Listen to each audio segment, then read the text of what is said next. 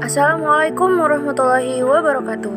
Perkenalkan, nama saya Tiara Asifa dari kelas 12 IPS 1. Jadi pada video kali ini saya akan membahas mengenai Wali Songo. Mau tahu kelanjutan materinya? Ikuti video saya berikut ini.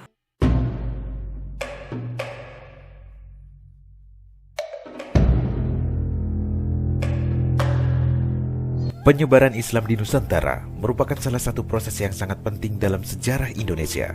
Islam dapat diterima oleh masyarakat di Nusantara selain karena keagungan inti ajarannya, tetapi juga strategi dakwah yang diterapkan.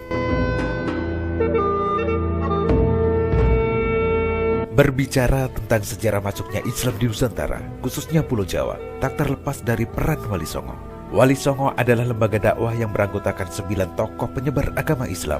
Mereka berdakwah secara sistematis dan terorganisasi dalam melakukan usaha-usaha pengislaman masyarakat Jawa dan masyarakat di pulau-pulau lainnya.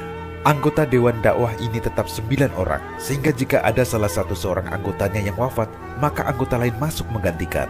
Semuanya bergelar sunan, yang merupakan gelar kehormatan sekaligus gelar guru spiritual yang memiliki sejumlah keistimewaan. Masing-masing memiliki tugas dalam dakwah Islam melalui berbagai perbaikan sistem nilai dan sistem sosial budaya masyarakat. Wali Songo adalah istilah yang menandakan jumlah wali yang 9. Dalam bahasa Jawa, Songo berarti 9. Bilangan 9 dalam pandangan orang Jawa, baik sebelum atau sesudah Islam datang, sering dikaitkan dengan nilai mistik dan dianggap sebagai simbol keberuntungan. Sedangkan wali Allah ialah orang yang dijaga oleh Allah Subhanahu wa Ta'ala dari perbuatan dosa kecil, dijaga dari melepaskan hawa nafsunya sekalipun sekejap. Kalaupun ia berbuat dosa, segera ia bertobat kepada Allah. Juga orang yang mengabdikan terus-menerus tanpa disela sesuatu. Definisi ini menandakan wali adalah seorang yang soleh, selalu berbuat kebaikan dan menghindari maksiat. Nah, setelah mendengar penjelasan dari video sebelumnya, sekarang kita akan membahas secara detail bagaimana sih 9 wali yang dimaksud. Yang pertama adalah Sunan Kalijaga. Sunan Kalijaga adalah seorang tokoh Wali Songo yang lahir pada tahun 1450 Masehi dari Raden Ahmad Sahuri dan Dewi Nawangalu. Saat berdakwah dengan menggunakan wayang kulit, Sunan Kalijaga mengganti cerita wayang yang sebelumnya tentang Ramayana dan Mahabharata dari cerita ajaran Hindu diubah dengan memasukkan cerita-cerita Islam. Sunan Gunung Jati. Sunan Gunung Jati atau Syarif Hidayatullah atau Sayyid Al-Kamil adalah salah seorang dari Wali Songo. Dia dilahirkan tahun 1448 Masehi dari pasangan Syarif Abdullah. Metode yang digunakan Sunan Gunung Jati adalah perdagangan, perkawinan, jalur politik, dakwah hingga penaklukan. Kemudian Sunan Bonang. Sunan Ampel, salah seorang wali di antara Wali Songo yang menyebarkan ajaran Islam di Pulau Jawa.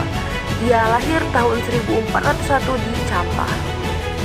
Strategi dakwah mengajarkan istilah falsafah mohlimo sebagai aturan yang dilarang dalam ajaran Islam, mendirikan pesantren di Denta. Sunan Giri. Prabu Satmata Maulana Muhammad Ainul Yakin Azmat Khan adalah seorang Wali Songo, pendiri kerajaan Giri Kedaton yang berkedudukan di daerah Kabupaten Gresik, Jawa Timur. Strategi dakwahnya dengan membuat permainan tradisional dan juga membuat pesantren. Kemudian Sunan Muria. Strategi dakwah pada Sunan Muria mempunyai cara dakwah yang dikenal dengan sebutan tanpa ngeli. Maksudnya adalah menghanyutkan diri dalam masyarakat.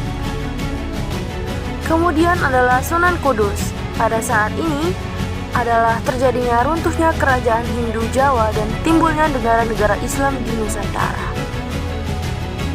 Cara dakwah Sunan Kudus dengan cara toleransi meniru pendekatan Sunan Kalijaga. Sangat toleran pada budaya setempat. Cara penyampaian halus dan mendekati masyarakat dengan memanfaatkan simbol-simbol Hindu dan Buddha.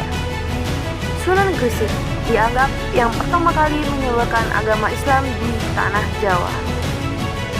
Strategi dakwahnya adalah menggunakan pendekatan budaya. Sunan Derajat. Strategi dakwahnya adalah menggunakan seperangkat gamelan yang diberi nama Singo Mengkok untuk berdakwah.